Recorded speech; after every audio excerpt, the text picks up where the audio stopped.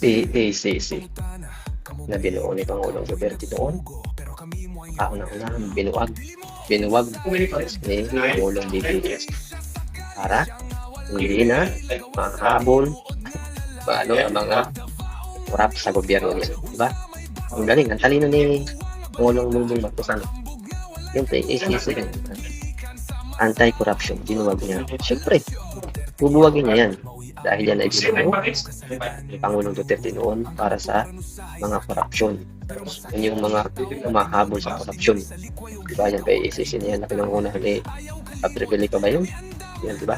Binuwag yan ni Pangulong Bongbong Marcos dahil alam niya na mahahabol sila at ma-investiga sila at hindi sila makapagnakaw. Diba? Hindi sila makakapag-corrupt. Kaya mga realista, matauhan na kayo ha. Ito pa lang, kita-kita nyo na kung gaano ka karapalan na yan. Diba? Huwag nyo ikailayan.